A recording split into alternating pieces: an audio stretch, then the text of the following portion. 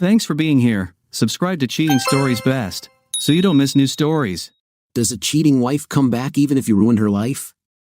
Does she deserve forgiveness after what she has done, or not? Our hero in today's story will share his experience and tell us how his life turned out. Enjoy watching. It was the perfect day for this to happen. I was surrounded by friends and family, enjoying the happy occasion outside.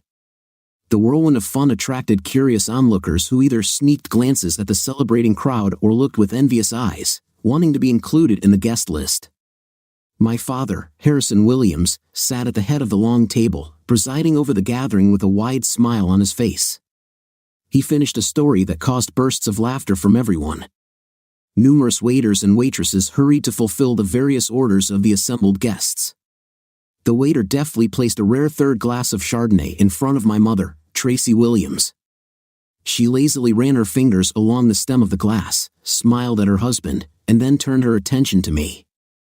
The expression of pride and love coming from my mother was another wonderful bonus for me. I thought about all the love and sacrifices my family had made just to put me in this position. I was on the verge of entering the world I had dreamed of since childhood. It wasn't easy. I had to carefully schedule my college classes to fit around my part-time bank job and manage to spend as much time as possible with my girlfriend. For 4 long years, I rushed from college to work, then after work, I would return home to study and discuss the theoretical applications espoused by my professors, in comparison to my father's real-life experiences. I had to walk a tightrope, not worrying my father when we discussed radical changes in the business. Harrison Williams' business philosophy can be summed up in the proverb, "If it ain't broke, don't fix it." Despite this, I sometimes convinced my father to try a new idea, and he would allow a trial run to see if there were any benefits to the new practice.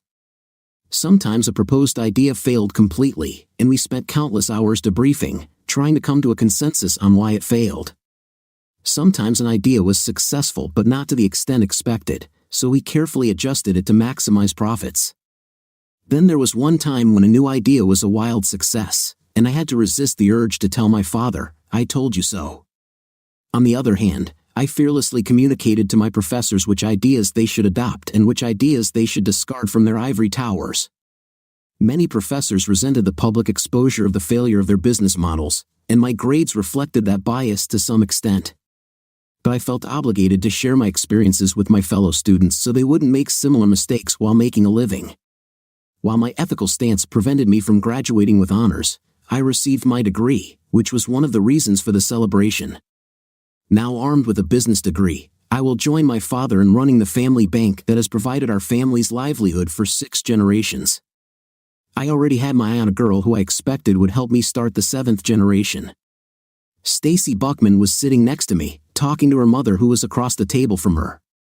Stacy and I have known each other our entire lives. We were classmates throughout school. We started dating our senior year of high school. She followed me to the local college, and although our time together was limited due to school and work, we continued our relationship. Weekend dates were few and far between, but we managed. I was obsessed with ending our relationship. In this respect, I was a true American man. Stacy was able to hold me back with comments about wanting to marry as a virgin. Now, 5 years into the relationship, the countdown would finally begin. I checked my pants pocket for the 100th time to make sure the diamond engagement ring box was still there. Once she agrees to my proposal, Stacy and her friends and family can start planning the wedding. I decided to take this opportunity to evaluate Stacy's appearance. Stacy was petite, somewhat like Jennifer Love Hewitt. She had brown eyes that could catch your attention, seductive thin lips that created a smile on her angular face capable of seducing any man. She was smart, charming, and attractive. Almost the entire city was ready to accept her into their family. Of course, some potential adopters were lower than others. I continued to watch as Stacy burst into laughter at her mother's remark. Unconsciously, she brushed aside a strand of hair that had fallen on her face. I thought about how I intended to reward her now that I would start working for my father and begin earning a decent salary while he groomed me to take his place. I was looking forward to trips to Hawaii, Christmas holidays in London, and a 3-day weekend at the beach for us. We planned our family. I wanted a son and a daughter, and for the children to be healthy. That was all that really mattered to me. I nudged Stacy for a quick comment. She smiled at me and gave me a friendly pat on the shoulder as she continued talking to her mother. I was a little dismayed by her carefree attitude, but I chalked it up to the fact that the entire table was celebrating mine and Stacy's good fortune in graduating soon. I was talking with Stacy's father when Mr. Buckman asked if I was going to go hunting with a group of men in Alaska. The group consisted of the city's elite power structure, all influencers, doctors, lawyers, and businessmen. By inviting me, they sent a message that I should join their ranks. Many of this power elite were present at the dinner table today.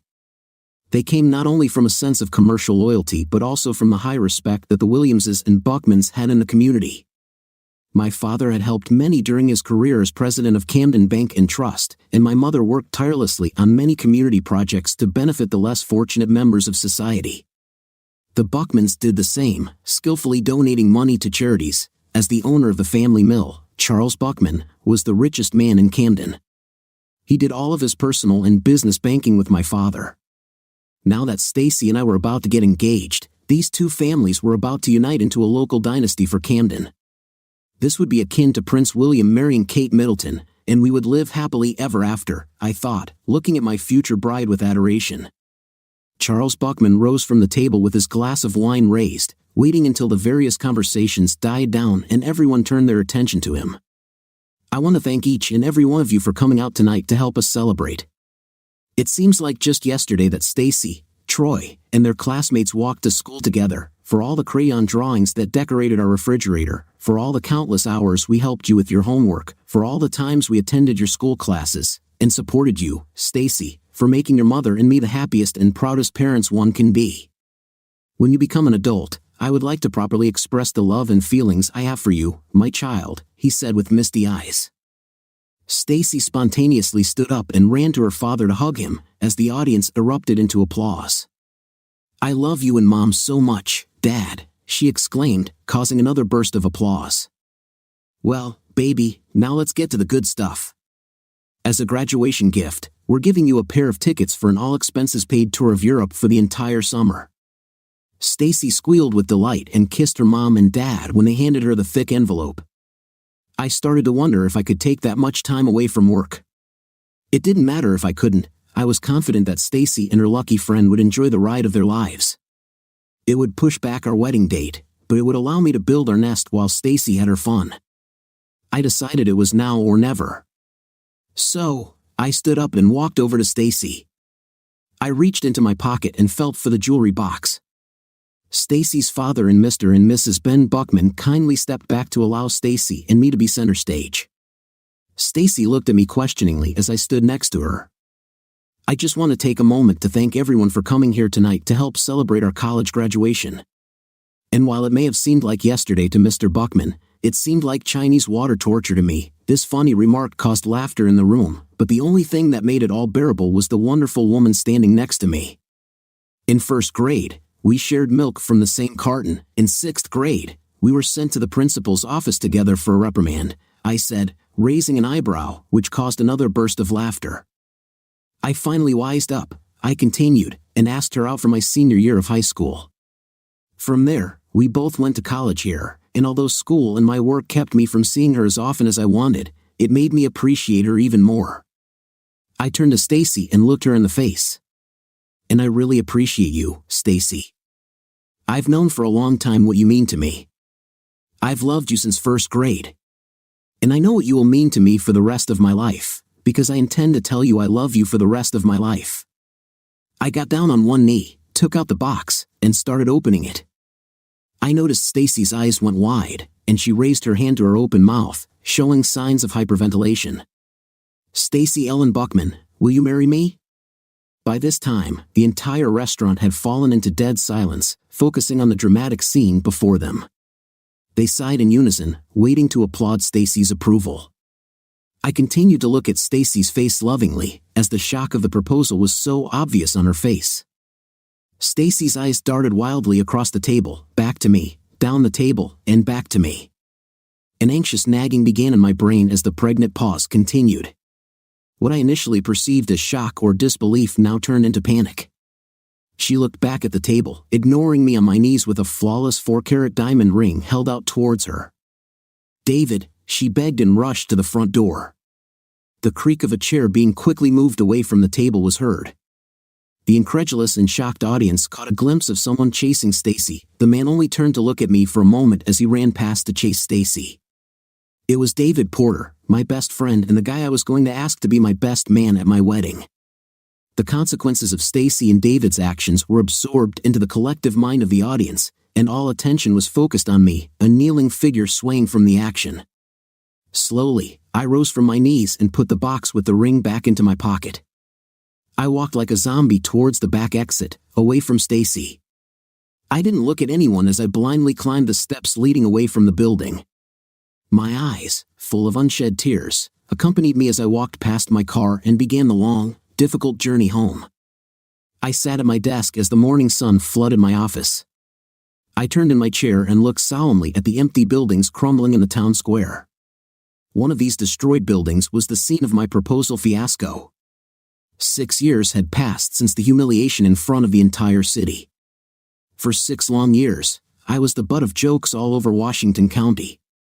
6 long years of being laughed at behind my back. The restaurant had moved on. Stacy had moved on. David had moved on. The city had moved on.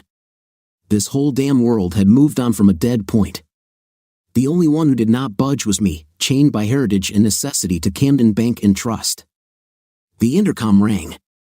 "Troy, Mrs. Fuller wants to see you." I felt slightly irritated before I said, "Let her come in." Before the door started to open, I left the table and walked towards the door as it opened.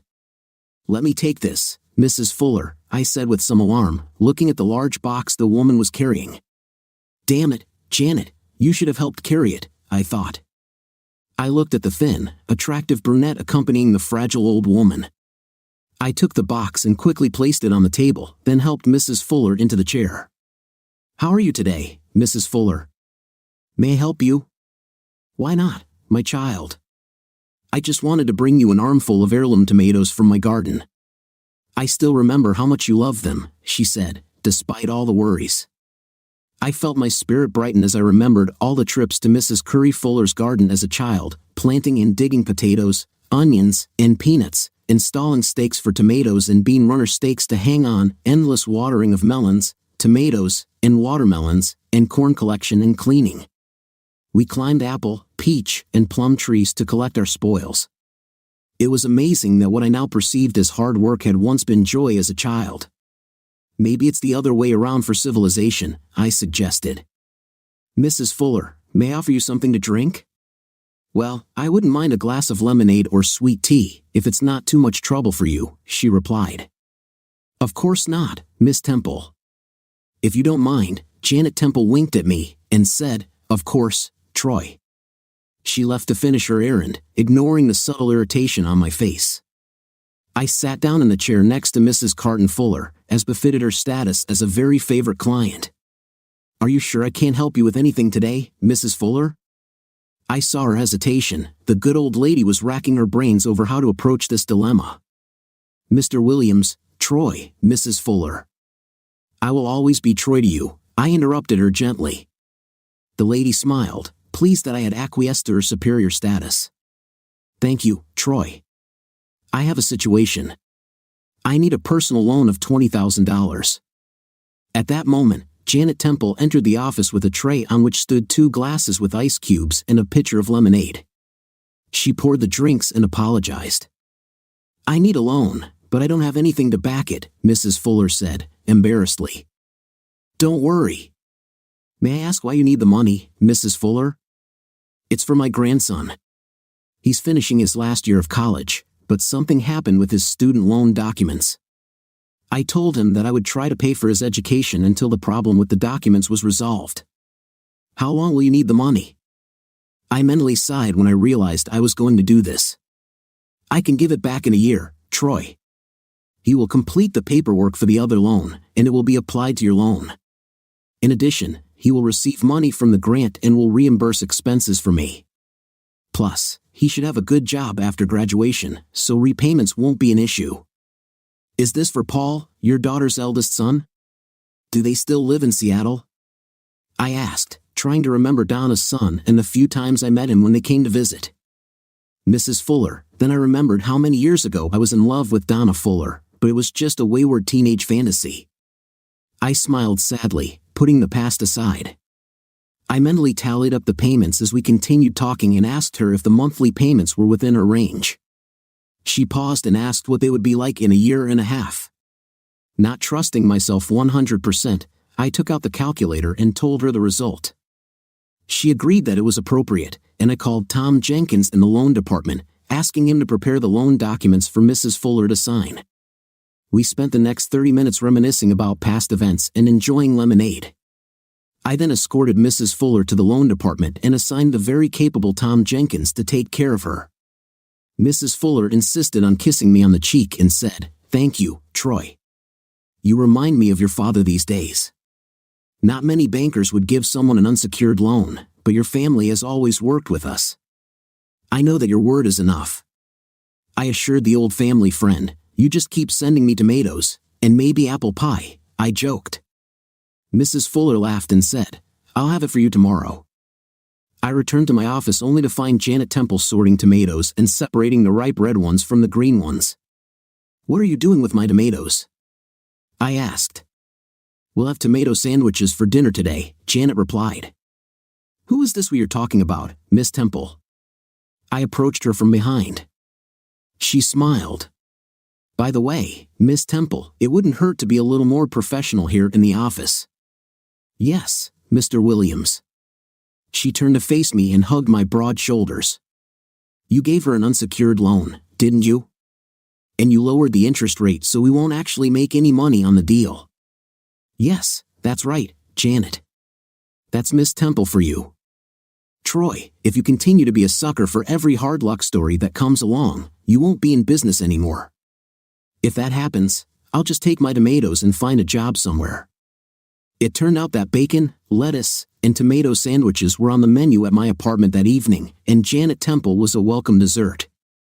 As dawn approached, I woke up and began bustling around, getting ready for my morning run.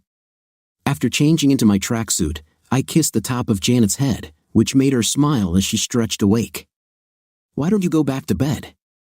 I suggested. "Don't tempt me. Are you going to take a shower here or go back home?" "Why do you ask?" "Because I don't want to take a shower and get ice-cold water because you used up all the hot water," I explained. "We could take a shower together, Janet." I paused. She pouted. "Sadly, no." "Well, I think I better go home and get dressed for work," she said. "When are you finally going to start leaving clothes here, Janet?" I asked. "It would make everything easier." "Oh, Troy, let's not start all that again. You go have a great run. I'll take a quick shower and see you at work," she said, kissing me and pushing me out the door. Getting ready to clean up, I prepared for the run by doing warm-ups and stretching exercises. I looked at my residence. Not many people could say they lived in the same building where they worked.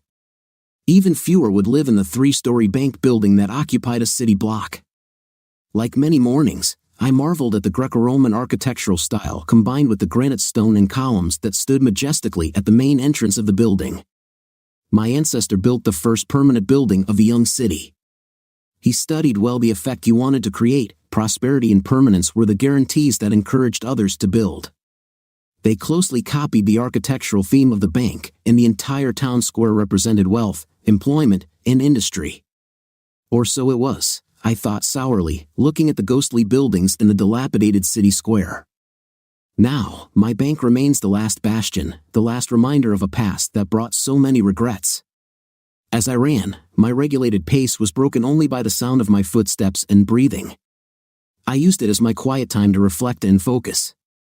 The business at the forefront of my mind was Camden Bank and Trust. It was besieged by enemies both from within and without. I had to remain vigilant every day since I took over as president of the bank. All it takes is one wrong step, and all my hard work, the life's work of my father and previous generations, will be taken from me. So many decisions to make, and no one to help me. Now for the first time, I felt completely alone. When I finished my run and staggered up the stairs to my 3rd-floor apartment, how I wished I could forget all these troubles. But it would be enough to take a shower and rest a little. People depended on me. I undressed and carefully stepped into the shower. After a few seconds, the hot water turned cold, another grievance that I would have to discuss with Janet, I thought sadly. At 9 o'clock in the morning, I was sitting at my desk, working, when official banking hours began. In fact, I had been working since 7 o'clock in the morning, closing deals for the bank. At 9:25, the intercom rang. "Mr. Bissell-Williams, you have guests." The strangeness in Janet's voice alerted me. Why didn't she name these visitors? A quiet voice mentally told me to refuse visitors, citing a difficult work schedule that prohibited accepting visitors today, and to instruct another employee to solve any problem that arose. Realizing that I had allowed myself an inappropriate pause in answering Janet's call, I hesitantly told her to show the visitors to my office. The door opened, and Carla Robbins, Susan Moi, and Stacy Ellen Porter-Nay Buckman entered the office. It was the first time in 6 years that I saw Stacy up close. The past years had been kind to her. Her features had changed from their previous angular beauty to more rounded features of a young woman in the prime of her life. "Hi, Troy," she desperately tried to catch my eye. I knew she was trying to start a dialogue before any barriers went up. In response, I waved my hand towards the chairs on their side of the table. Carla tried to hug me, but she immediately became aware of my reluctance to make any physical contact with them. If I refused Carla's hug, Stacy wouldn't be offended that she was rejected. The three ladies quickly sat down in their chairs. I sat down at my desk. "How are you, Carla, Susan, Mrs. Porter? What can I do for you ladies today?" Stacy winced at the cold politeness in my response. There was no warmth in the greeting, no sign that over time there was a desire to forgive a past offense. She noticed that my gaze was focused on the classmates who accompanied her, but not on her. "Please, Troy, I'm still Stacy. I would appreciate it if you called me by name," she said softly. "I'll keep that in mind, Mrs. Suppan Porter. Once again, I will ask you, how can I help you today? It's been 10 years since we graduated from Troy High School. We're on the reunion committee.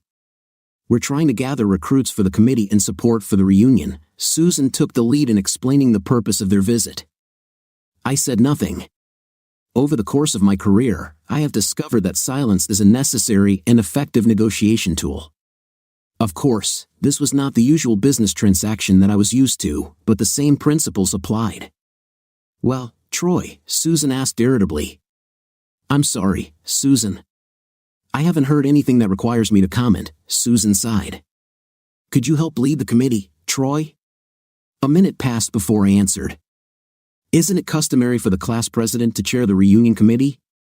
Susan hesitated, realizing where the conversation was heading. "Yes, Troy, but refresh my memory," Carla interrupted. "Who was the person who was the president of our class?" "David Porter." "Absolutely right, Carla. It seems to me that you're talking to the wrong person. David already said he's not going to serve on the committee, Troy," Stacy explained. I gave no indication that I had heard Stacy's comment or that I was going to respond to it. "We could really use your help, Troy," Carla suggested. "I understand, Carla, but since I will not be attending the reunion, I see no need to be on your committee." I pressed the intercom button. "Miss Temple, please come in." I could tell that the restless trio was looking for a new avenue of attack, as all three insisted that I reconsider before I could say anything. Janet Temple entered the office. "Miss Temple, please escort our guests from my office. I regret to inform you that I have an urgent matter, so you'll have to excuse me." "Come on, Troy, you owe it." "No, you simply owe it to your classmates to attend our high school reunion," Carla valiantly insisted with her last effort. I turned my attention back to my three classmates.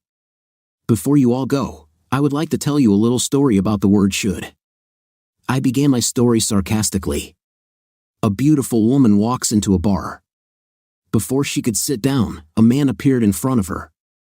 "Madam," he says, "for your information, I am one of the richest people in the world. I am so in awe of your beauty that I am willing to pay you the sum of $10,000 to spend 1 hour making love to you." At first, the woman is horrified by this proposal. Then she starts thinking about all the things she could buy for $10,000. "Okay, I'll make love to you for $10,000, she replies. Then the man asks, maybe you can sleep with me for $5? Now, the woman became very upset by the insult. $5? Who do you take me for? She screams at the man. We have already established who you are, now we are just discussing the price. Do you all understand the meaning of the word should in this story? I asked my 3 classmates. There was dead silence and icy looks for the insults inflicted. I walked out the back door of my office, which saved me from the awkward situation of shaking their hands. I heard Stacy's voice asking me to stop. Once again, I decided to ignore my betrayer. I ran up the steps and went into my apartment. I continued to wander around the apartment, systematically checking the views from the windows, hoping to notice the departure of the trio of classmates who had ambushed me to see me. I heard the door open and Janet's footsteps echo towards me. I turned around and hissed, "Never, never, never do this to me again. If you want to keep your job, do you understand me?" She recoiled in shock at the venomous tone in my tense voice. "Sorry, Troy, I had no idea how to deal with it," she replied with a pathetic apology. "Well, you damn well better come up with another way if this woman ever comes back here." "They didn't tell me who they were, they only said that they were your classmates," she protested. I stopped for a minute to calm down, but things were still awkward between us. "Have they all already left?" I asked, looking out of one of the windows. Out of my peripheral vision, I saw Janet nod in response to my question. I could tell she was almost in tears from my chewing, as she nodded, not trusting her voice not to burst into tears. "Then it's time to get back to work." I abruptly left the apartment to go down to my office. Janet stayed at my apartment to freshen up and touch up her makeup before appearing at her desk. When closing time came, I was left alone in my apartment. All night, this trend continued for 2 weeks, with Janet focusing solely on her work and me on mine. Then, on Thursday afternoon right before closing, Janet walked into my office with tears in her eyes. She asked me, trembling, "Will you ever forgive me?" I walked over to her and hugged her as she began to cry. We went upstairs to my apartment, and I did my best to make up for all the pain I had caused her. By Friday morning, everything was back to normal. We spent Saturday morning relaxing in my bed. We were having pillow talk when she broached the subject. "Why do you hate her so much, Troy? Why can't you get past her?" she asked, drawing lazy circles on my chest with her nails. I knew who she meant. I thought about telling her that it was none of her damn business. I sighed. "You moved here 4 years ago, Janet, so you don't know the whole story. I'm going to tell you this once and once only, and I will never discuss it with you again. Is that a deal?" She looked at me with her big brown eyes and nodded seriously. "You know about me and her, and how I made a complete fool of myself at prom by proposing to her. I know you must have heard this story 1,000 times in this city." Her look told me the truth about my statement. Even after 6 years, I was still ridiculed by the entire city. By this time, my action had become firmly established in the history of the city, and it was endlessly discussed. You have to understand that we all grew up next to each other, played with each other, went to school with each other. I paused and then banished my reluctance to say their names.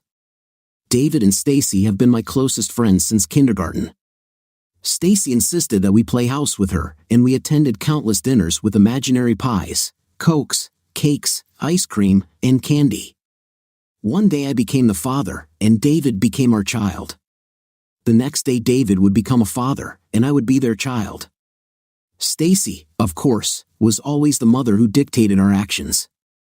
As we got older, David and I grew out of that period of childhood where we thought all girls had lice and avoided Stacy like the plague. At first, Stacy took it hard, but then she started communicating with all her girlfriends.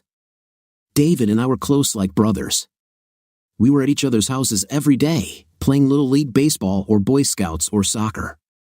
Something always happened to us. I realized this when I started to remember that I couldn't help but smile at the memories. Well, it won't last long as I continue the story. We still saw each other. All of our parents socialized at the country club parties and charity events. And of course, being in the same class, we all had the same classes and teachers. Then middle school came, and something magical happened to all the girls. And like all male teenagers, well, at least every male teenager, we began to desire these girls that we had ignored for years. But they weren't going to make it easy for any of us guys.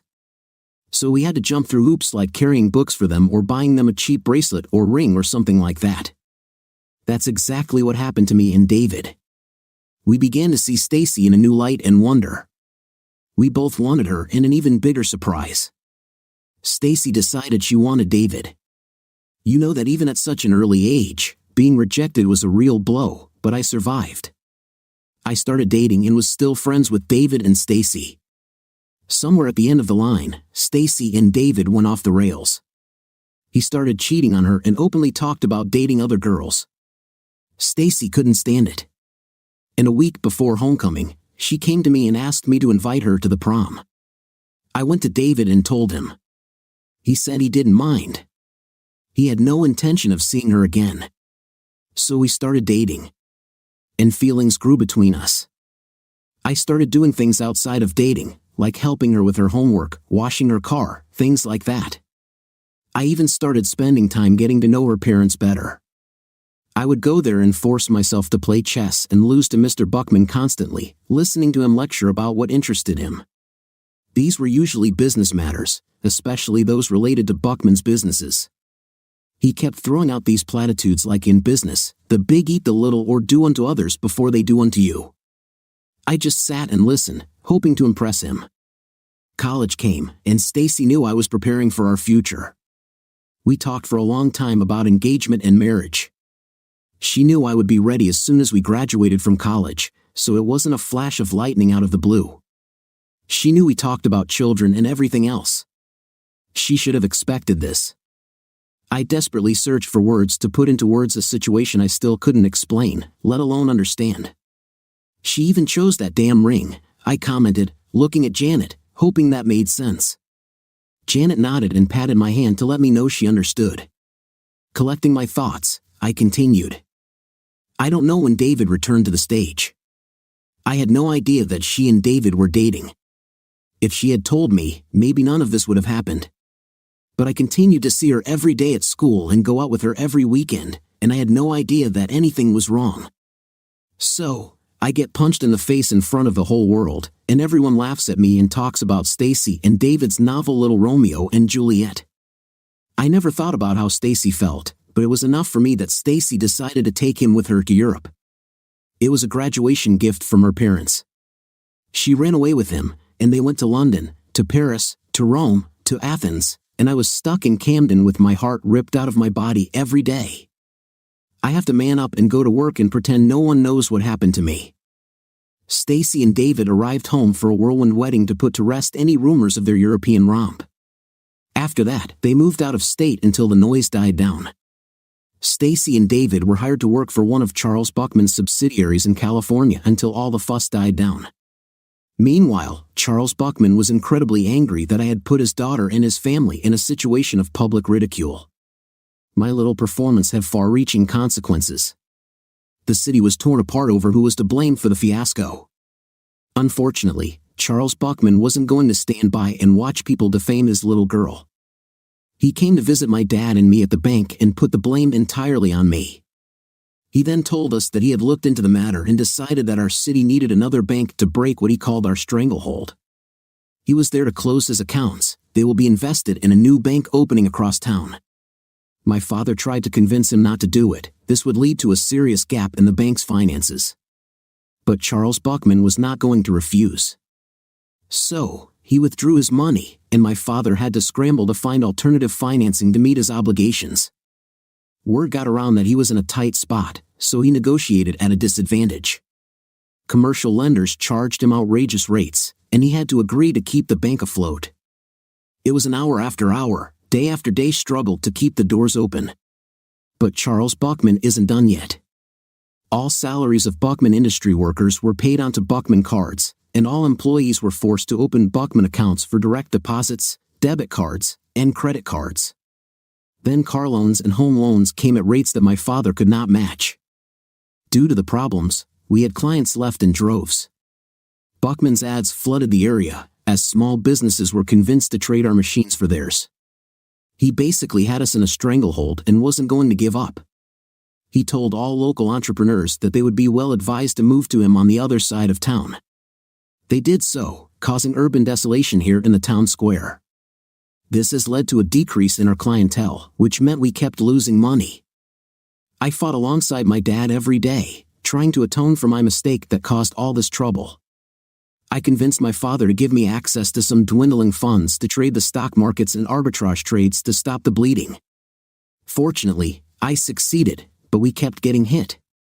My father was the president of a bank, but because of all the generations that had passed, there were relatives that he reported to, and they began to make a fuss about how my father's management was causing them to lose money. Lawsuits began to be filed by first and second cousins seeking to take advantage and wrest control of the bank from my father. He continued to get out and fight every single day. I was next to him, but the stress was too much for my mother. Charles Buckman made sure we lost our country club membership. Mom lost her position in all charitable organizations. The whole city ostracized her. My mother, who had never harmed anyone in the world, was torn to pieces by all the gossip in this city. Her blood pressure skyrocketed, and the day came when my father was called to the hospital. My mother suffered a stroke. After that, he was never the same again. He handed over the day-to-day running of the bank to me while he cared for my mother. I would return home and watch him fussing over my mother when he had free time. Then, and only then, could he talk about the bank. She lasted 2 months before she died. My father couldn't bear it. 3 weeks after her death, he had a heart attack and also died. In less than a year, I had lost everything I cared about, and now I had the responsibility of running the bank. I was not sufficiently prepared for this responsibility, but now it was entrusted to me. I fought for every penny I could find, and there were a lot of people who wanted me to fail and help Charles Buckman take over the bank's assets. I was under enormous pressure. The situation was so desperate that I had to sell my parents' house and my house to avoid losing everything. At some point, it was when I moved into the bank building. All of our business tenants moved into the Buckman building, so I had no choice of location. I remodeled the space for the kitchen and bathroom, but the rest is just open space. I had to turn off the building's boiler to save energy costs. This is why I find it difficult to take a hot shower. The source of hot water throughout the building is from a conventional domestic water heater. So now you know why I live here in an empty, huge cave lined with marble tiles, with a shortage of hot water. As for the day-to-day struggle for the bank, you have some idea of what I went through from the first days I took this position. I tried my best to keep the bank afloat. I had to resort to speculation in risky currency arbitrage and bet on minute-by-minute market fluctuations, knowing all along that if anyone got wind of the bank's unprotected position, they could bury us.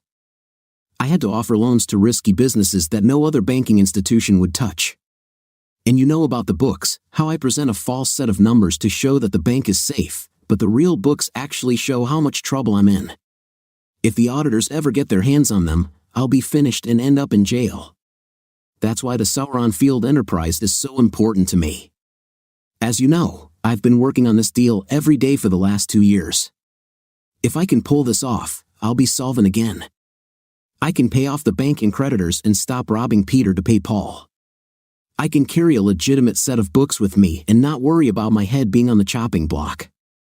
Information is knowledge, Janet. That's why I have all these files in my desk drawers. I have to stay ahead of whatever Charles Buckman is trying to do to finish me off. Do you think I like keeping confidential files on him, Stacy, and David? I just have to make sure I cover all the bases. Think about it. I have to keep an eye on the woman who broke my heart. I have to watch out for my once best friend, and I hate it. I hate it, but I have to do it. Finally, I paused, surprised at myself for finally broaching this topic with someone and at the psychological release I felt in confession. Janet looked at me with gratitude that I had opened up to her and trusted her. "But Troy," she said, "are you sure you can pull off this deal with the Sauron oil field? I mean, aren't you happy working in the Siberian oil field?" "Janet, as I already explained to you, my French contacts did everything possible to make this a reality. Once the oil wells reach the oil, it will be processed in a plant that will be built on the coast of the Bering Sea. From there, tankers will deliver it to ports on the west coast of the United States and unload it there. The time and distance differences alone from shipping to the Middle East will make this an extremely profitable business. These profits will be greater than ever. The only downside is that there are a number of players who are interested in it. It's unavoidable, you can never achieve complete secrecy. Sauron Oil's share price has skyrocketed recently, so who knows what's behind it. But I'm close to getting the majority of the shares, and after that, I will be able to dictate the terms, and success will be assured. I just have to stay in the game, no matter how high the stock goes. Then I can free myself from the Buckmans. I can buy out the rest of my pathetic relatives and stop all the litigation. I can put the bank on solid ground, and I can finally let go of David and Stacy and start living my life again. I'm ready, Janet. I'm ready to devote myself to someone and live out the rest of my days. When I looked straight at her, it dawned on her exactly what I meant. It was midday when we finally got out of bed, showered, and changed. She told me that she needed to leave to visit her mother for the night. We made plans for Sunday evening.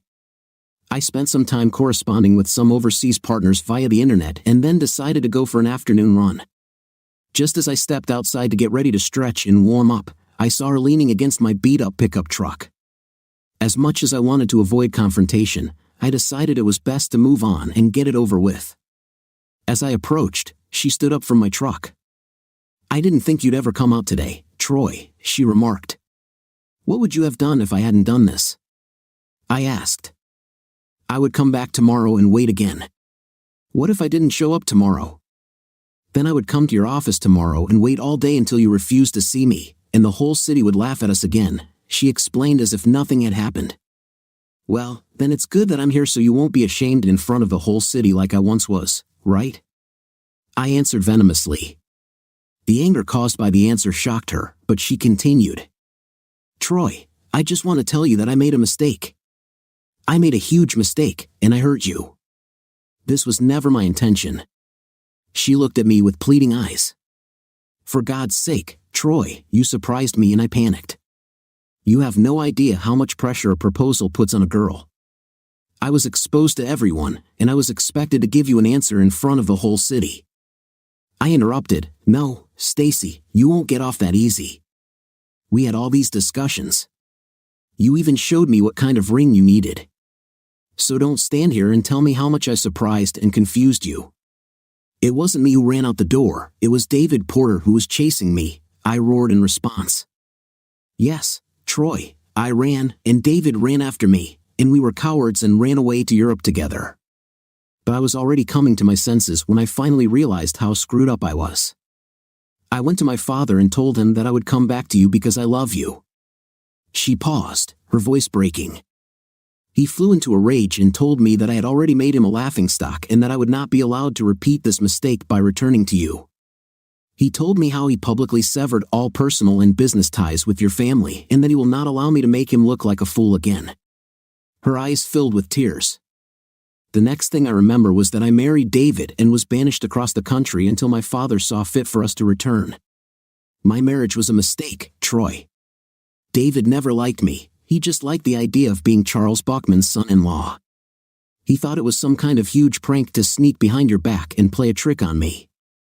Then he felt pressured to help me after that night, but he never loved me, Troy. Otherwise, he wouldn't be chasing other women night after night, that is if he can get away from my father. Stacy closed her eyes and continued, "If there was any way to relieve you of this pain, I would do it. My actions cost me the best friend I ever had, and I will never get him back. It cost me the person I loved more than anything in the world. Even though I forced myself to remain cold and distant, I reacted internally. I have known this woman most of my life. Of course, she knew which buttons to press. So, to protect myself, I had to respond harshly and push her out of my life. Yes, Stacy, you can't take the pain away. Just tell me how. How will I cope with losing you? Tell me, how will I cope with losing both my parents in the same month? Tell me, how do I survive day after day despite the attempts of your father and your husband to destroy me? Tell me, how can I cope with being a social outcast, kicked out of the country club and all social organizations? Tell me, how can I get a good night's sleep without waking up from the nightmares you gave me? The fierce, rapid-fire questions knocked Stacy back, and I saw tears in her eyes.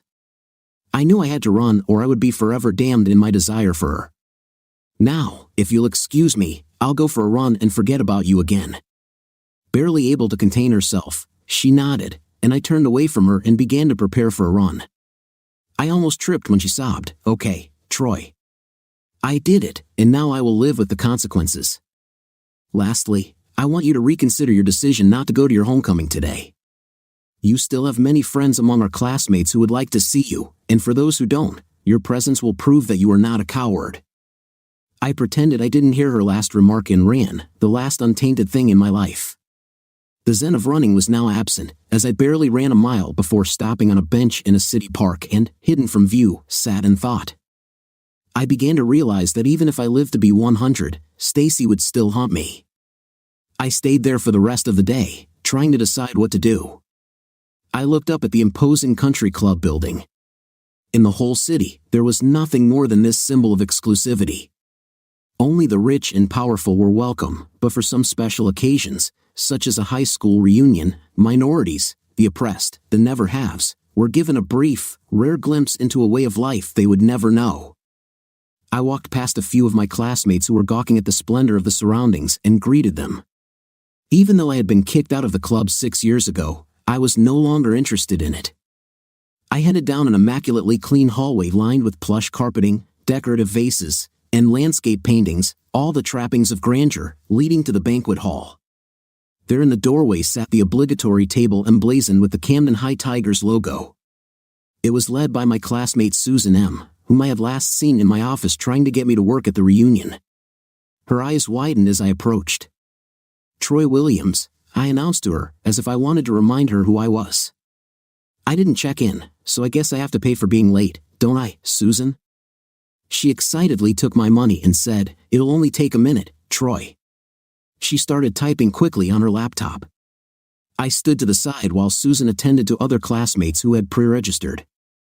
They were given name badges with photographs and then given gift bags before being allowed to enter the banquet hall. Some of my classmates greeted me, some ignored me, but there was still an awkward atmosphere in the hallway. The laptop's printer finally spat out my makeshift badge, and Susan slid it into a flimsy plastic holder, very different from the ready-made laminated badges waiting on the desk to be claimed. I managed to pin the badge to my shirt and took the gift bag Susan offered me, idly peering into it, eyeing the various cheap trinkets inside. Seeing nothing I couldn't live without, I placed my bag on top of a pile of other bags that had been similarly abandoned in the trash when I entered the banquet hall. Perhaps due to my heightened paranoia, I felt the volume of conversation drop as I entered the room.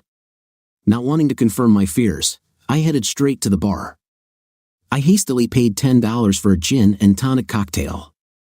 Having tried the drink, I was almost tempted to return it due to the cheap gin used. Instead, I walked away holding my drink as a shield to avoid contact with anyone. This only scared off most of my classmates, some persisted in talking to me. Despite the awkward initial comments, I began to enjoy being with a crowd of old friends. When David and Stacy entered the room, David was dressed in a business suit, differentiating himself from the rest of us. The event was specifically organized for casual clothes to avoid embarrassing anyone. From the very beginning, he sought to show his superiority by looking down on everyone. His aloof manner befitted a Charles Buckman protege. Stacy, on the other hand, wore a simple black dress and was immediately swarmed by her classmates who insisted she join them on the dance floor. I watched as David tried to argue, but she ignored him to take center stage on the dance floor. The simple joy of dancing enticed many of her other classmates to join her, enjoying the music. As soon as the song ended, she returned to David, and I saw him make a comment that she apparently didn't like. Another song started playing, and Stacy tried to drag David onto the dance floor. He resisted until she finally gave in. She stayed next to him, just watching the dancing until her friends pulled her onto the dance floor again. The rest of the night was a strange situation, a cowering, passive Stacy next to David and an animated, relaxed Stacy dancing on the dance floor, albeit never with a guy. Whenever someone approached Stacy, they asked David for permission to dance with his wife. He always objected strenuously until the guy left. Stacy continued to be embarrassed by his behavior. As the dance continued, The arguments became more obvious and harsh with each refusal by David. Luckily for Stacy, her friends kept showing up to set her free on the dance floor. Her moves were highly appreciated by every man in the room, and I suspected there were many women who would do anything to be like her. Yet faithfully, she returned to David after each dance, with his growing displeasure evident on his face. At that moment, Stacy looked across the room and caught my eye. Without asking permission, she left David and came to me. Every pair of eyes looked at us as she extended her hand and said, "Dance with me." The look on David's face could have caused serious injury from his intense gaze. Damn, I had nothing to lose. I found myself following Stacy as she continued to hold my hand, leading me to the dance floor. "I thought you said you wouldn't come to the homecoming," I answered. "I didn't want to until they told me what a coward I was," she replied, giggling at my response. As the intro to a slow dance number began, her eyes widened, afraid that I might refuse. Instead, I shrugged and opened my arms in a close approximation of a dance pose. She stepped toward me. I put my arm around her, and we started swaying to a slow ballad that had gained popularity 10 years ago when we were seniors in high school. I could smell her body and perfume. It overloaded my sense of smell. Suddenly, I realized that the music had stopped and the lights were turned up brightly. For a brief dance while I continued to dance with Stacy, lost in thought, in front of everyone, including David, inappropriate again in public, I heard a loud burst of laughter to the side. Fred Carter got down on one knee to pretend to propose, his outstretched hand holding an imaginary ring, as the people around him laughed. I quickly pulled away from Stacy and rushed towards him. He quickly stood up from his defenseless position and looked worried as I approached. The laughter died down as I came closer. The DJ must have wanted to see what would happen because not a single song came on. Fred Carter, now in business with his father, the owner of a Ford dealership in town, my classmate, the guy I played on the high school football team with, now turned pale, expecting me to beat the crap out of him in front of his wife, our friends, and classmates. He even flinched when I stopped next to him. I looked at the plump, balding man and compared him to 10 years ago. The future did not promise anything good for Fred Carter. I spoke loud enough for everyone to hear. "Sophomore year, Fred, do you remember the night when your mother and your older sister came to my house?" Fred's eyes widened, and I realized he wanted to tell me to shut up. "Your mother cried at the top of her lungs, and you and your sister cried too. Do you remember what she said to my father, Fred? Remember how she told him about your father's problems with alcohol? Remember how she told my father how he spent every last penny your family had by getting drunk every day? Do you remember how she begged my father to help you all? Do you remember what my father did? Do you remember how he came to your house, picked up your drunk father, and drove him to rehab 150 miles away that night? Remember how my mother insisted that your family stay with us that week? Do you remember how you cried when you fell asleep in my room that night, Fred? Do you remember how my father opened a line of credit for your mother so your family could survive while your father dried up? Do you remember how my parents used to come to your house with groceries so that you would have something to eat after he had turned the utilities back on for you? Do you remember how my father restructured your father's business loan so he wouldn't default and could get back into business? Do you remember how my father made sure your father attended Alcoholics Anonymous meetings as soon as he was released from treatment? Do you remember how you and your father came back one evening and swore that you would do everything for us in eternal gratitude? Do you remember how my father treated you with dignity and respect? Do you remember the day your cowardly father sent you to withdraw money from your accounts and transfer it to Buckman? Do you remember how ashamed you were of betrayal? Well, remember that the next time you decide to insult me, you son of a, I said bitterly. I looked around the silent crowd. I see at least 8 more people here tonight to whom I could tell a similar story, but I'll let you all off the hook because frankly, none of you are worth my attention, I challenged them, my eyes sparkling. Nobody met my eye. I turned and headed towards the exit. At least no one will ever forget our 10th reunion. Walking quickly through the parking lot, I heard high heels clicking in time with every step, trying to catch up with me. I didn't need to explain who was chasing me. I turned around, realizing the futility of trying to escape. I ran my hands through my hair and held them on my head when she approached. All I could do was watch her approach. I could only look at her, helpless, miserable, in pain. "What?" she asked, to explain my silence. I'm just wondering if you have any idea how beautiful you are, I said sadly. And I'm just wondering how the hell I'm ever going to forget you. You don't need to, she answered quietly. Yes, really, I said. And it'll take a while, Stacy, but I'll be okay eventually. Please, don't do this, she begged. I, too, experience this scene over and over again every day, Troy. I don't know why I did what I did. I panicked and ran away. For God's sake, Troy, I was only 21 and I felt trapped. She grabbed my hands to keep me from leaving. When I went on our first date with you, you knew my history with David, she said. You knew this and still went with me. How does this differentiate you from David? I never lied to you. I always told you that I care about him every damn time you asked me why I was with him when he treated me like that. Don't you remember, Troy? I told you that I was with him because I loved him. I told you this every damn time. But you still kept coming back to me, and every time you looked at me, how your eyes lit up when I was near. Do you have any idea how I felt? You treated me like a queen, and I realized that I was falling in love with you.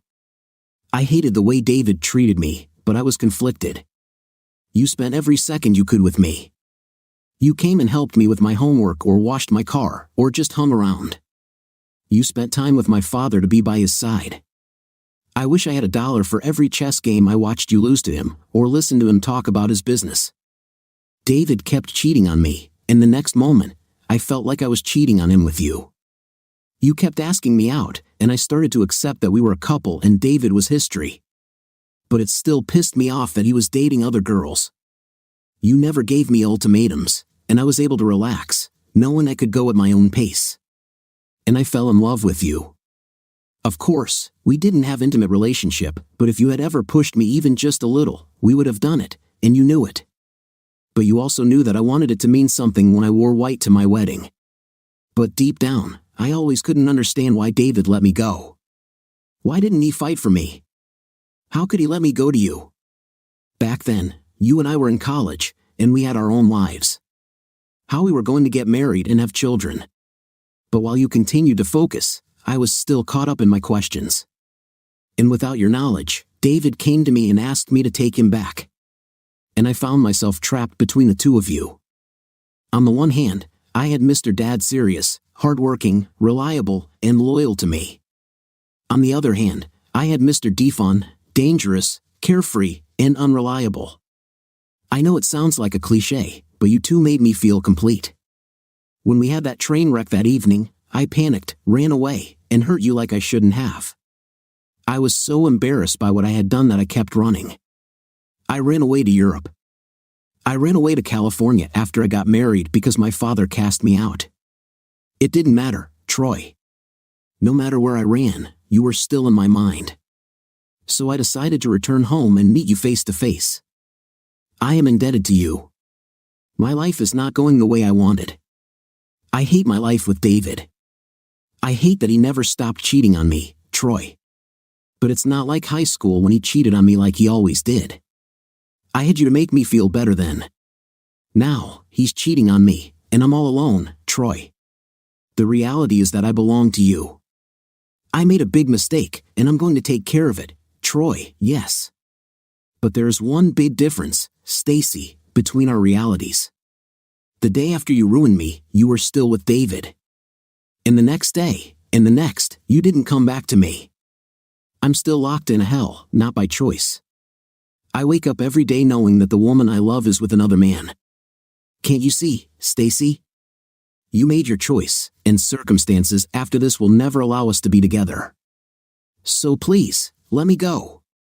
The heartbreaking, pathetic plea that I was forced to resort to made her eyes fill with unshed tears.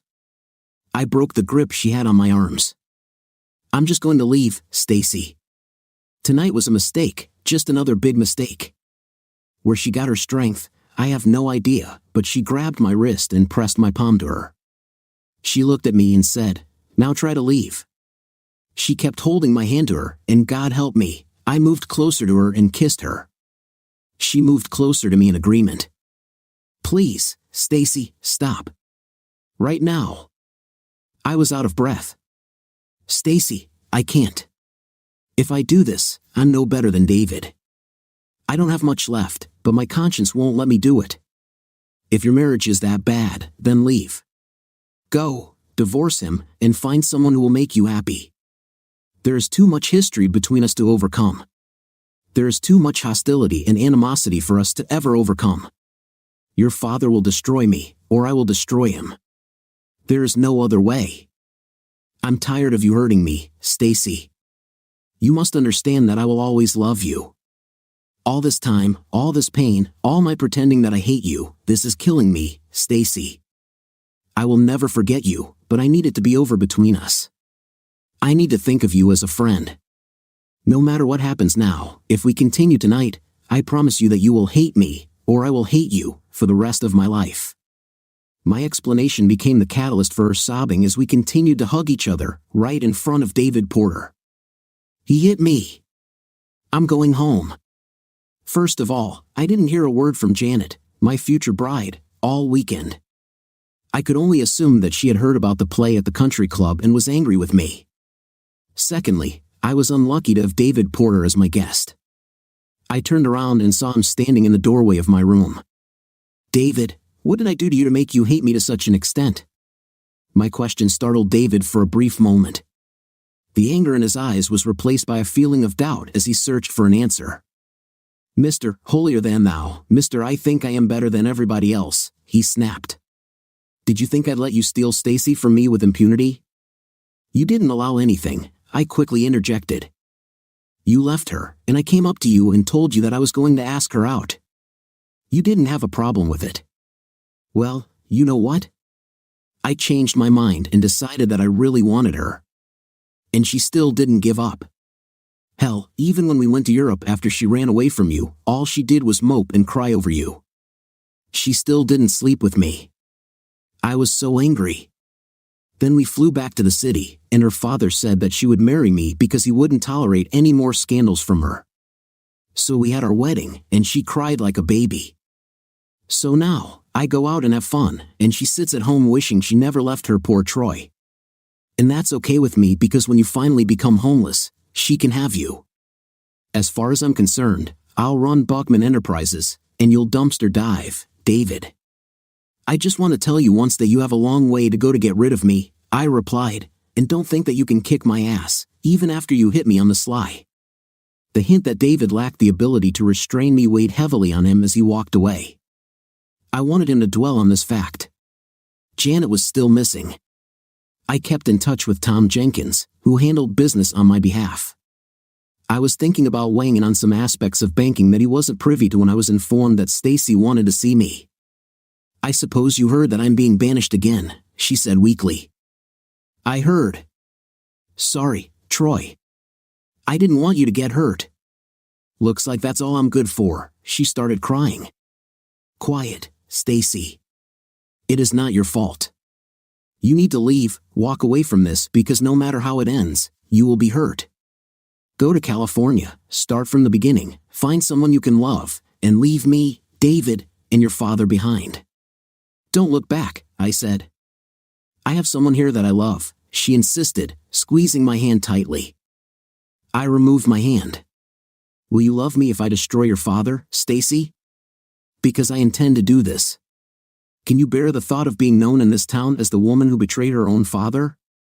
I can't put you through this, Stacy. Do you remember the joke I told in my office? You mean the one where you hinted that I was a woman of easy virtue, she asked. You are not a woman of easy virtue, Stacy. To me, you're worth millions of dollars, and I am so eager to chase after you that in the end, I will agree that your reputation is worth $5. I can't hurt you like that. You're too dangerous for me, Stacy. Go away and live well. I walked away, hearing sobs echoing through the room. I went to the bank and thanked Tom Jenkins for his leadership in my absence. Janet's desk had been cleared, and a copy of the secret bank books was also missing. That evening, while I was in the attic of my apartment, I heard familiar footsteps echoing in my direction. Hi, Janet, I said, not bothering to make sure it was her. I just stopped by to return the key to you, she replied. Okay, I said neutrally. I was waiting. "Mr. Buckman wants to see you tomorrow evening at the country club to discuss business with you," she told me. "Okay," I answered, looking at her with indifference. She was waiting for me to ask the questions I needed to ask. For example, how does she know Charles Buckman and why did he choose her as an envoy? I wasn't inclined to do her a favor. Finally, she left.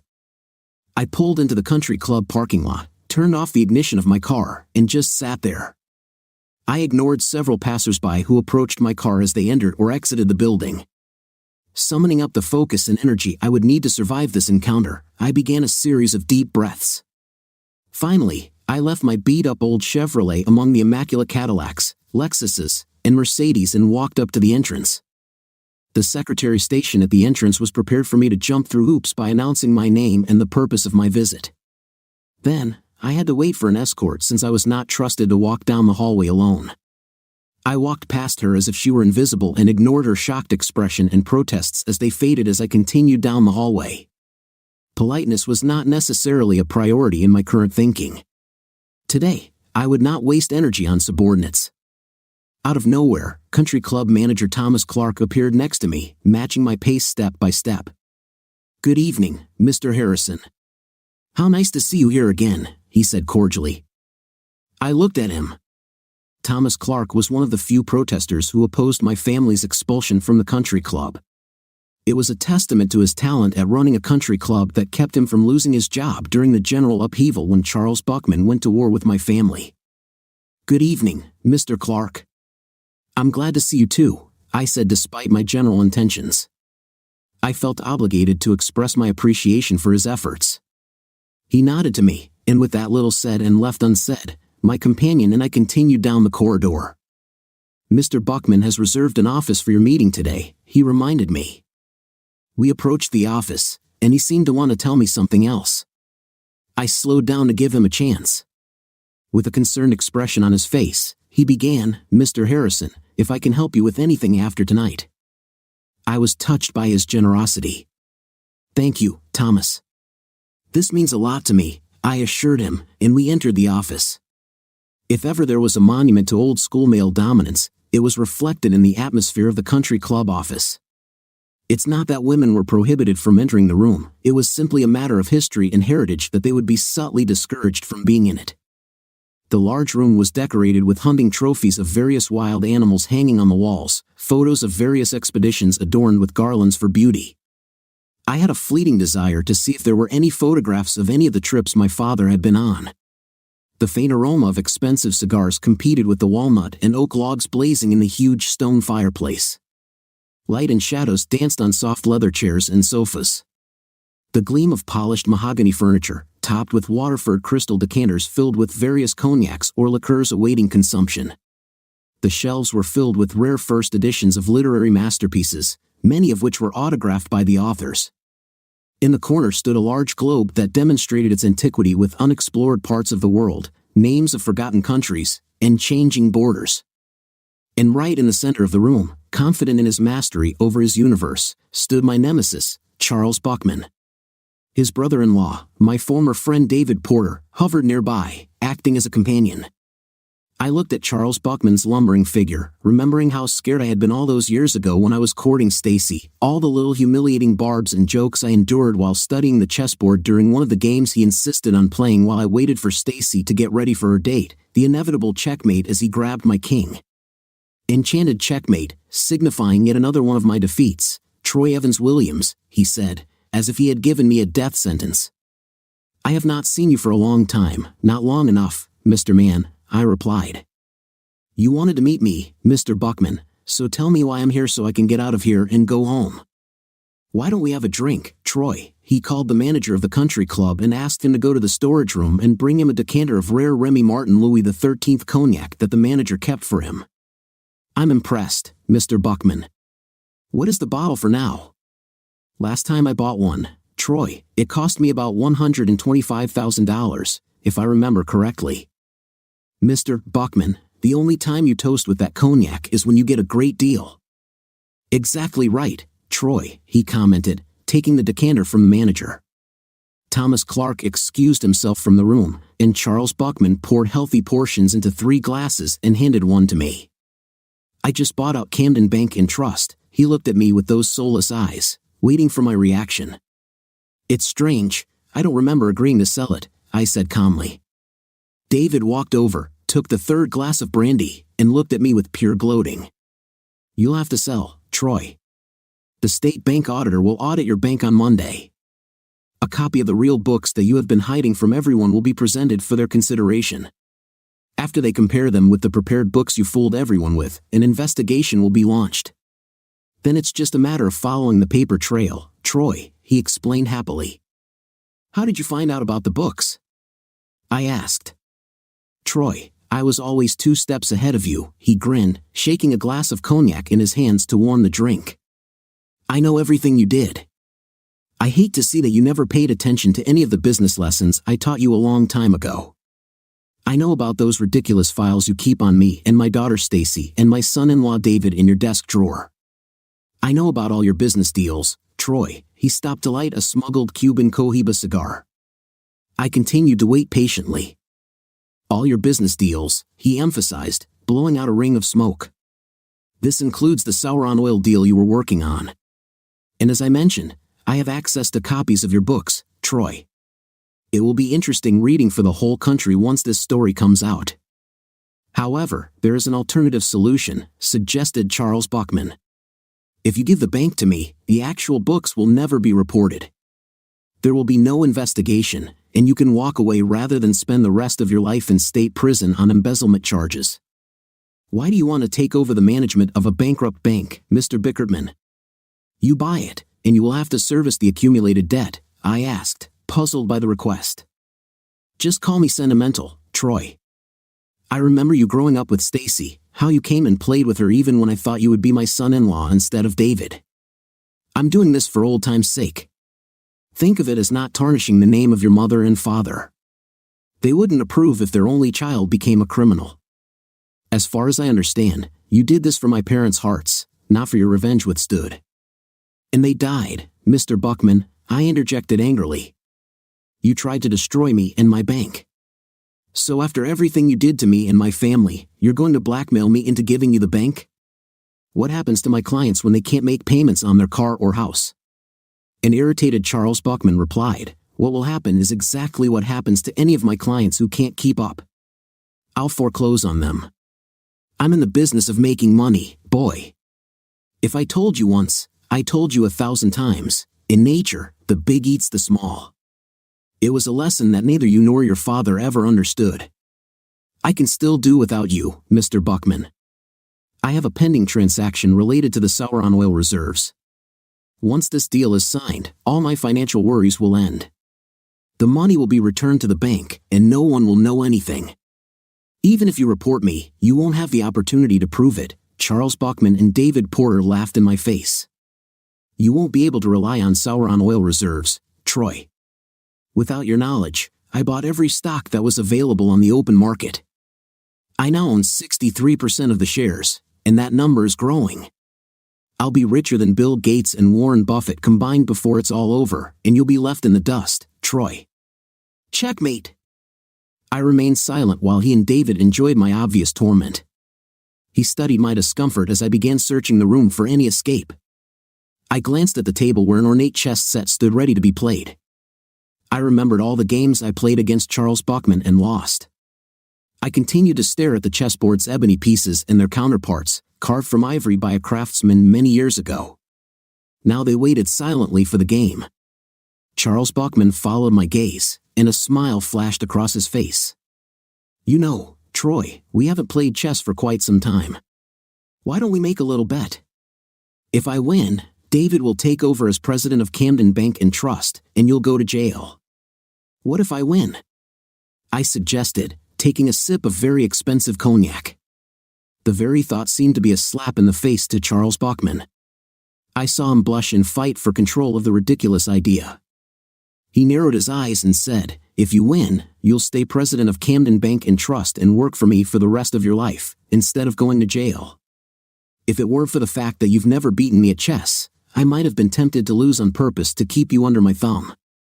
But I think it would be better for everyone around you if you left this town with your tail between your legs, he hissed at me angrily. He turned away and grabbed a couple of chess pieces. While he was hidden from my view, he turned to me and put both fists forward. Pawns were hidden in his hands. All I had to do was guess correctly, and I would start with white, having an advantage in the first move. He continued to wait for me to decide which hand I wanted to see open. I waited half a minute before I placed the palm of my right hand under Charles Buckman's left fist. A knowing glint of victory appeared in his eyes as he passed the pawn into my hand. I clenched my hand into a fist. The pawn remained undiscovered for everyone since I knew I had a black pawn in my hand. I choose your remaining hand. I'll start with white. I opened my palm to reveal the black pawn in my hand. I saw a look of anger and disappointment on Buckman's face as he misjudged my ploy. Ever since I first played him, I was given the opportunity to choose pawns. Contrary to the law of averages, I always lost. It was only after I had fallen from grace that I dared to think about how he achieved this achievement. Thanks to his sleight of hand, he always brought me 2 black pawns to choose from. Even in such a trivial game as chess, he looked for an advantage. We took our places at the table. David walked over and stood next to his father-in-law, serving him as the loyal vassal that he was. I made my first move with a pawn. He instantly parried the knight's move. This convinced me that his tendency to rely heavily on his knights during the first game continued, despite not playing against him for 6 years. I made a move with my bishop. He brought out his other bishop. This confirmed that he was determined to outmaneuver me. 5 moves later, my knight captured his bishop. "It's beginning," I announced quietly. He looked at his predicament in disbelief. The game continued, step by step approaching his inevitable defeat. He stared at me in amazement, not only because I had the audacity to play with him as an equal, not a subordinate. I continued to wait for the inevitable. Finally, in disgust, he moved his queen and captured my knight without hesitation. I responded by moving my bishop and capturing his queen. I held the captured queen's figure before him. "It's funny, in our other game, you had another queen, and it still didn't help you," I commented. "What are you talking about, Troy?" "Your queen, the spy you planted in my office, Janet Temple, your secret agent that I had to fight," I added, watching as he belatedly attempted to activate his rook. I began to reconstruct the following sequence of events. "It took a while to figure out who your queen was," I continued, "but once I did, it was easy to neutralize her. All I had to do was feed her false information, knowing she would report back to you. I brought my queen out to start fighting. As we continued to play, you see, Chuck, there were 2 sets of books. The fake books were the ones showing that the bank was in trouble. The public books were real and correctly showed that the bank was prospering. I lured you into thinking my bank was in trouble because I knew your natural reaction would be the big always eats up the little. Isn't that what you always say, Chuck?" He had a stunned expression on his face as I used the patronizing nickname and slid the queen diagonally across the board to capture his rook. "Again," I calmly said, "I've known for almost 2 years that Janet was passing information to you, Chuck. I knew you forced her to get close to me to lower my guard. I created a couple of situations where I gave you correct information through Janet. After you were able to thwart my efforts with her information, you trusted her 100%. Then, every now and then, I would give her a legitimate nugget for you to enjoy. It kept you hooked." Buckman moved his king out of harm's way into the next row. I then moved my queen horizontally across the board, and now the rook also became a victim of the game when I removed it. "The queen and both rooks are gone. You're not doing too well, Chuck," I remarked. "But let's get back to Janet. You relied entirely on her reports, and she relied entirely on the information I provided her. I constantly updated the false ledgers to indicate the gradual destruction of the bank's assets. Janet would check the information on her computer and double-check it on my computer before giving it to you. Janet was never able to conduct a legitimate audit. So, I continued to feed her false information. This gave me some breathing room to repair the initial damage you caused. What was scary were the steps I had to take over and over again to create the potential I needed. I put every dollar I could into writing off losses on shares, returning money from the market, and consolidating profits. Janet always reported too late for you to squash me like a bug. Of course, for every profit I made, you were mistakenly told that I was losing on 4 or 5 other trades every day. You checked the daily stock trading and activity report, and it confirmed Janet's information. He took my bishop, and I returned the favor by taking one of his bishops. He made a move, trying to put pressure on my king. I began to decimate his pawns with my queen. So as you can see, Chuck, this won't do you any good. When the state auditor comes on Monday, the real books will be presented. Your information will be marked as inaccurate, and an investigation will be conducted. The only evidence you have is the computer printout from Janet, your and David's second report of this information, and Janet herself. There will be no supporting evidence. The computers from Janet's office and my personal computer have both been replaced with new computers that only display the correct numbers. You will never find hard drives with erroneous information that you relied on. The audit will take about a week, and the final report will clear me and my bank.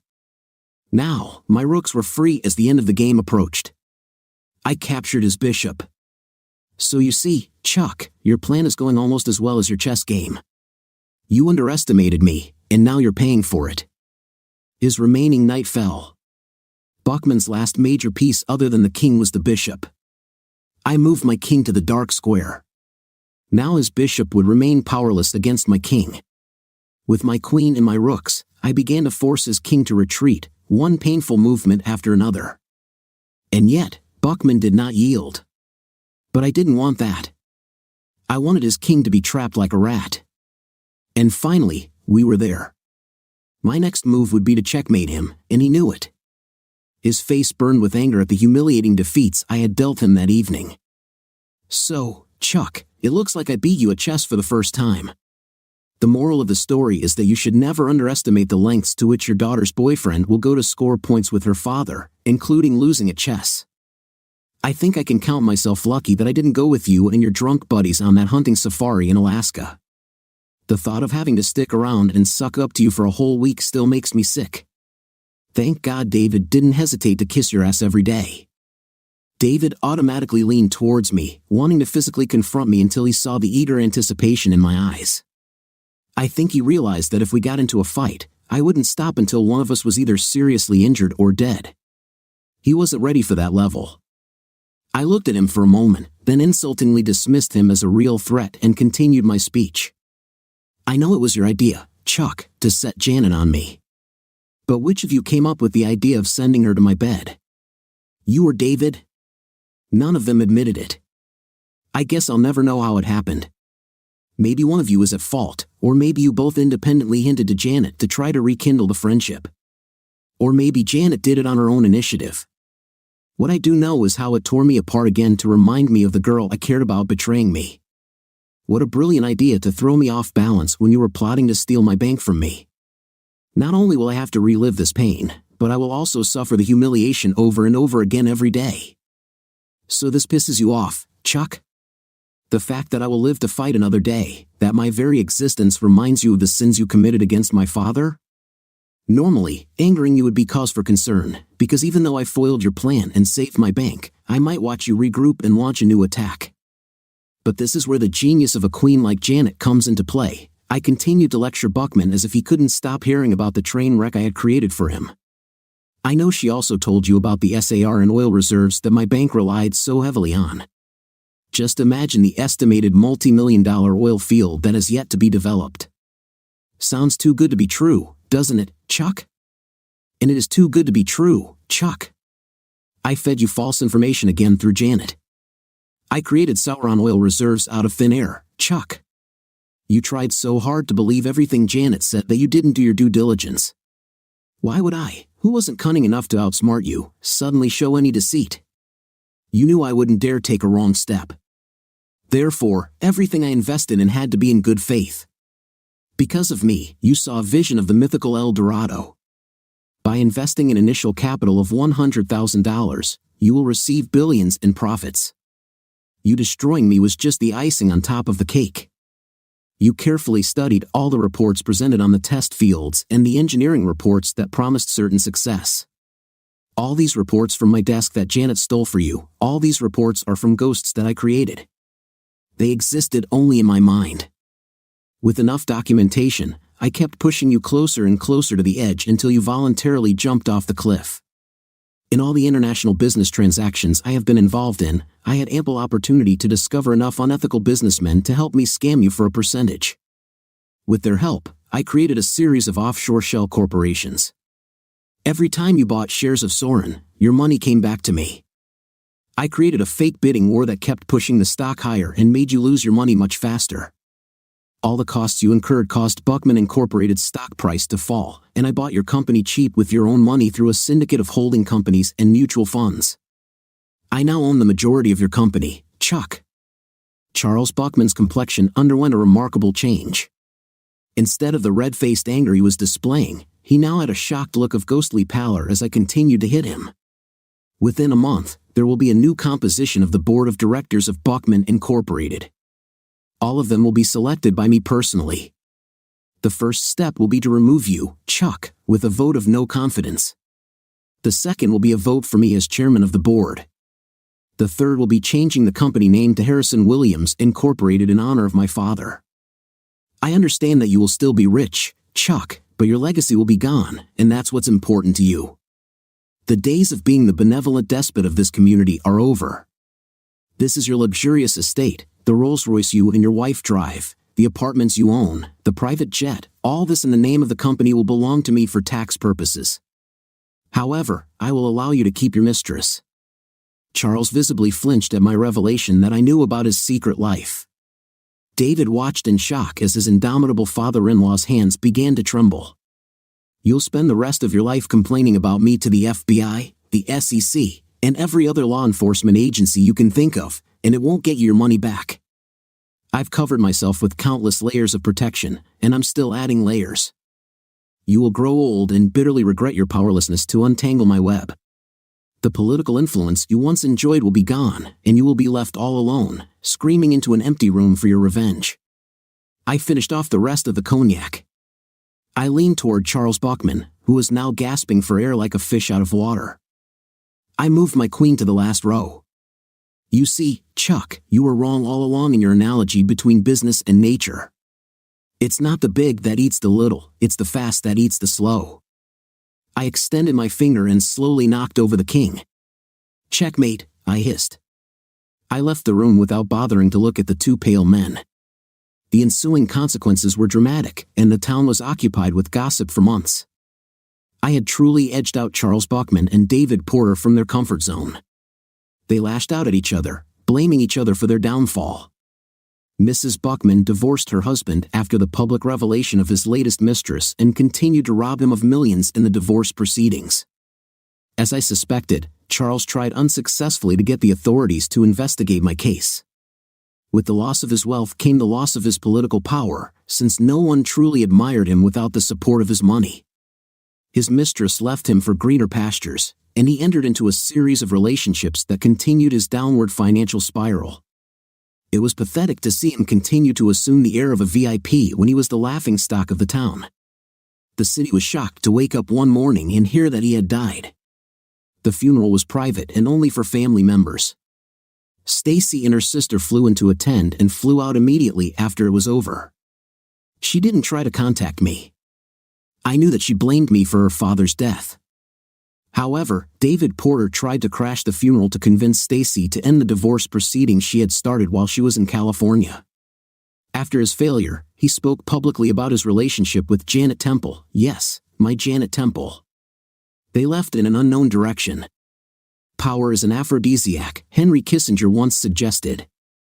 I'm inclined to agree with him. 23 months after my successful campaign against Charles Buckman, I was still the happy object of the attention of many beautiful ladies. I had no false illusions that I had somehow become more handsome or more masculine or that my personality had received a much-needed makeover.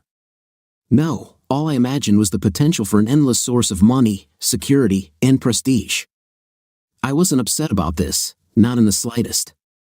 I knew what the game was, and so did the ladies. We were fulfilling desires for physical connection, and I made damn sure neither of them had any emotional connection from me. I have ensured that any financial obligations placed on me by my lovers are kept to a minimum. In my world, that was enough to allow me to cope. Yet sometimes late at night, I would leave my sleeping bed partner behind and spend time simply watching the quiet city courtyard from my third-floor window. I was still looking for someone to trust, standing like a sentinel over my moonlit city that was experiencing a renaissance, leading the newly named Harrison Williams Enterprises. I sought out several manufacturing companies to move to Camden, to end its history as a one-company town by offering business loans at very low rates and convincing government officials to offer various tax incentives. A large number of companies have decided to take advantage of these offers. As a result, it was boom time for the city of Camden. At first, I expected Buckman's Financial Plaza to soon resemble what downtown once looked like, a desolate concrete ghost town synonymous with Charles I walked away, hearing sobs echoing through the room. I went to the bank and thanked Tom Jenkins for his leadership in my absence. Janet's desk had been cleared, and a copy of the secret bank books was also missing at our table. As I put down my fork, she wasn't the only one. The entire room fell silent as everyone focused on Stacy. God, I haven't seen or heard from her since she left 2 years ago, and now I had to deal with the consequences of what happened to her father and David. I mentally prepared myself for the decisive confrontation. I'll try to handle this as gracefully as possible. At least I owe it to her. Her attention was solely on me as she walked towards me. I don't know whether her lack of attention to my companion was intentional or not, but Stacy didn't seem to care that I wasn't alone or that we were in a crowded country club room. She now stood next to my chair, towering over me as I prepared myself for the humiliation that was inevitably to come. Then she knelt down next to my chair and said, "I made a terrible mistake many years ago. I'm here to make amends. If you allow me, Troy Williams, will you marry me?" There was no mistaking the sincerity in her voice or face. Somehow, she was ready to forget how I had destroyed her father, her family's fortune, her husband. All she cared about was that she loved me and was willing to forgive it all for me. For a microsecond, I wondered if I should. Could I be as forgiving? Would I be able to let go of the pain and be with the only woman I so desperately wanted to be with? Would my ego allow me to resist the betrayal of my revenge by her public ploy? Were the ghosts of my parents looking over my shoulder, begging me to let go of the past and join the only woman I could truly love? I was aware of the expectations of the unintended audience sitting across from me. My dinner companion wore a range of expressions on her face: shock, stunned look, obvious jealous hostility that only two beautiful women in direct rivalry could evoke, and an underlying clinical detachment as she watched the events unfold. Now I find that the situation is reversed. Now I have a glimpse of the pressure that every woman feels when receiving a proposal. That's how Stacy must have felt when I asked her all those years ago. How could I survive having all the reasons to say yes and no flood my brain at once? I so desperately wanted my heart to say yes, but my fears wanted me to say no, and I was pressured to respond publicly, just like I put Stacy under pressure that fateful evening. No. I wasn't sure I'd actually said that until I saw the calm composure on Stacy's face crumble and tears well up in her eyes as she staggered to her feet, retaining the last vestiges of her dignity, and walked out of the hall with her head held high, ignoring all the onlookers. I don't think I've ever hated myself more than I did at that moment. An excited murmur echoed throughout the room as I quietly signaled for manager Thomas Clark to come to my table. "Yes, Mr. Williams," he replied. "Thomas, I know how impossible it is to keep everything secret in this age of social networks. However, I need you to let everyone know how unhappy I would be if I heard one word about this on Twitter, Facebook, YouTube, or any other site that would embarrass Miss Buckman," I quietly instructed him. "I understand, Mr. Williams, and I will take care of it," he said. He stood up from the table and walked straight to Fred Carter's desk. Less than a minute into the conversation, I saw Fred turn pale and begin to furiously delete something from his smartphone. When he finished, Fred looked at me with a concerned expression on his face. Thomas Clark had already moved to the next table. Within minutes, Thomas Clark made it clear that if anyone was foolish enough to discuss this event publicly, they would risk incurring my wrath. After what I did with Charles Buckman and David Porter, no one wanted to test me, I thought, turning my attention back to my dinner companion. There was a strange expression of embarrassment on her face. "Well, I've never had this happen on a dinner date before," she said. "Really?" I drank the last of my wine. "Honestly, this happens to me all the time," I explained dryly, hoping the sarcastic response would mask the raging emotional cauldron inside me. As I looked at her again, we went to my house together. When dawn broke, we sat at the kitchen table and drank coffee. "I think I'll call a taxi to go back to the airport so I can fly to my office early," she said. "Why such a rush?" I asked. "I just know when it's time to leave. Last night, I was angry at this woman for disrespecting me and proposing to you in front of me. But 3 things made it clear to me that we would never have such a great future. First of all, this woman really loves you enough to force herself to do something in public. Secondly, I could never do this for any man. So, no matter who we are, I'm not willing to go that far for you." I could only nod at her comments as I agreed with her. She was funny, but we both knew we weren't right for each other. "You mentioned 3 things. What's the third one?" I asked. "Last night, everyone in that room could have looked at her and said she was in love with you. I looked at you all the time, and I can tell that you are in love with her. In love or business, you don't do anything you can't succeed at. I've already lost this fight." I watched the taxi pull away, carrying her to the airport, weighing her words and contemplating my next move. I had to wait less than 24 hours. Stacy showed up at the country club again while I was having dinner alone, got down on her knees again, and publicly proposed to me again. Once again, I suffered through a turmoil of conflicting emotions as I was put back in my place. Somehow, I managed to say no again, and again my negative response caused Stacy the pain of rejection. She walked away slowly, trying to maintain her composure as tears streamed down her face.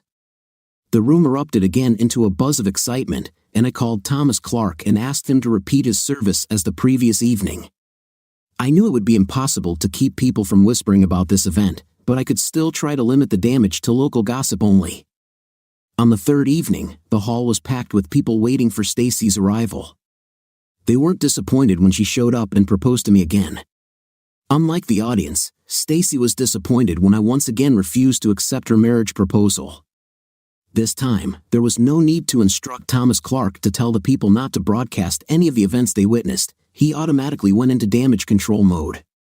Stacy showed up the next evening and left disappointed, and again the next evening, and the next one, and the next one.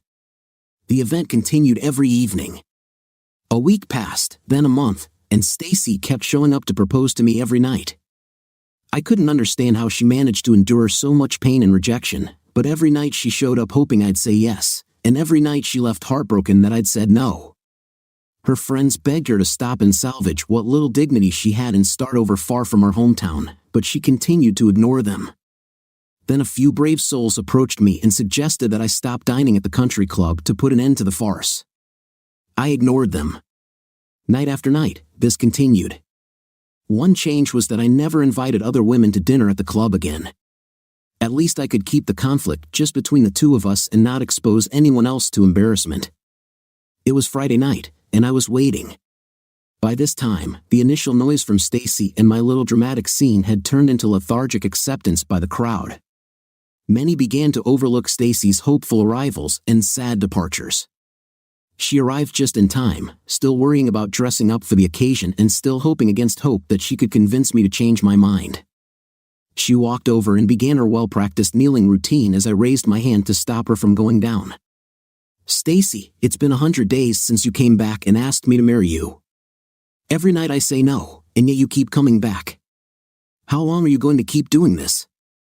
It was obvious that she was excited about the change in ritual, but she came to her senses and said, "Troy, I will continue to come here every night and propose to you in the hopes that you will finally admit that we belong together. And it doesn't matter whether it happens tonight or tomorrow or many years from now, I will do everything in my power to correct my mistake in not accepting your offer. You know, your batting average really sucks." She ignored my futile attempt to bring levity to the situation. "All I have to do is be right once, and then you and I can spend the rest of our lives hitting .1000. Look, Stacy, I haven't had as much PR practice at this as you have, but maybe I can do better." Before she knew it, I had slid out of my chair and knelt in front of her. My hand went into my pocket and grabbed the object. Now that it dawned on Stacy, she exclaimed, "Oh my God. Oh my God, Troy." Tears of joy flowed from her eyes as she raised her hands to her mouth in disbelief. As I opened the box and showed her the ring, "Stacy Ellen Buckman, yes," she screamed. "Do you agree?" "Yes, to be my wife?" "Yes, yes, yes, yes, yes." "Oh God, yes, I will marry you." She pulled me to my feet in a rush of adrenaline, hugged me close, and kissed me as the hall erupted into wild applause. She sobbed in my ear, "Thank you, Troy. Thank you for making me so happy." Somehow, despite her desperately holding onto me, I managed to slip the ring onto her finger. I didn't think it was possible to convince her to pull away from me, but eventually, her friends in the audience pulled her away as they oohed and awed over the ring. And of course, we quickly began planning the wedding. I took Thomas Clark aside and told him to write all the bills to my account. Yes, even for that Fred Carter. I also told him to get that rare bottle of cognac that I inherited when I took over all of Charles Buckman's assets. It was time to finish off the bottle with a toast that I shared with my fiancée. It's time to start letting go of the past. I watched as she aimed at me like a hesitant kamikaze, clutching a large yellow-red object in her hands. I tried to prepare myself in case she decided to throw the object at me from close range, trying to predict the trajectory it would take to hit my body. Instead, she held out her hand for me to take the item from her. "Pierce," she announced proudly. "Peach," I corrected her. She nodded with the confidence of a 3-year-old and repeated "Persk."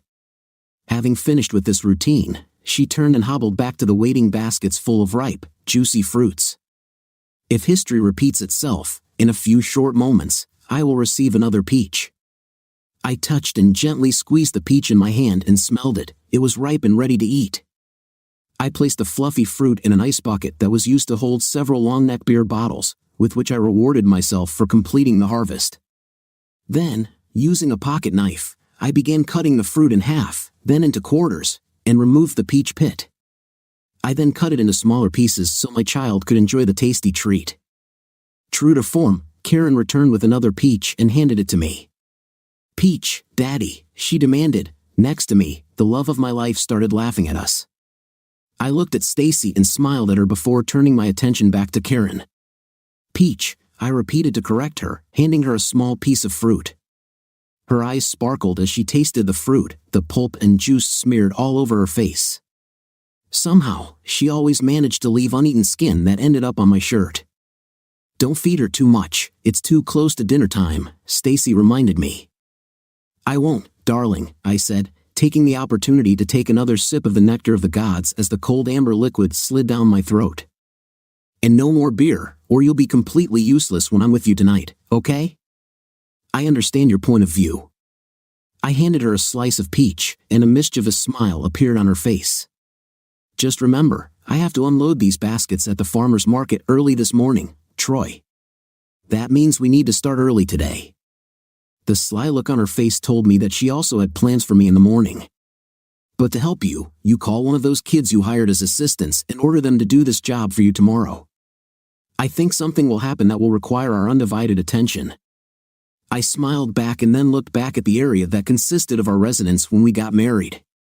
I was content to stay in the bank building, but Stacy was adamant that she was not going to raise a family in a bank building. I called my old family friend, Mrs. Fuller. She had reached an age where she found it difficult to take care of her farm, and the fact that her daughter insisted she move out west to live with her. The end result, I bought the Fuller farm and a couple of other pieces of land that would allow me to be fully employed as a gentleman farmer without being overwhelmed by the task. For all my business ventures, I had good managers who looked after my assets, and I continued to monitor to ensure the engine was running efficiently. It no longer took up every waking second of the day. I soon began learning about crop rotations, irrigation, and pest control. Stacy was hard at work renovating our new homestead and soon informed me that one of the rooms needed to be converted into a nursery. Karen came into our lives, and any doubts either of us had about our marriage were instantly swept away.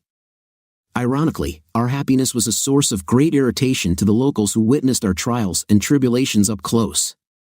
They couldn't understand why I was willing to marry a girl who rejected me, and they couldn't understand why Stacy married me after I rejected her. I could write an entire encyclopedia trying to get people to understand our reasoning and feelings, or I could just sum it up: I love her, and she loves me, and we finally caught ourselves at the right time. I sleep well. I'm not haunted by the ghosts of my parents. Why should they follow me? They only wanted the best for me, and it finally happened. I'm not haunted by the ghost of Charles Buckman. He can't hurt me or Stacy anymore, so it doesn't matter. The same goes for David, Porter, and Janet. The only person who can hurt me is Stacy, and deep down, I know that won't happen again. The lessons we learned were painful and costly and were dearly purchased and dearly cherished. The sudden epiphany that came to me when I saw Karen bring me another peach struck me in its simplicity. What do you think of our story? Do you agree with the main character's actions, or do you think he acted stupidly? In my opinion, he could have not forgiven her, but it was his decision. Although I agree it's a little strange. Write in the comments how you like this story and share your experience. See you soon.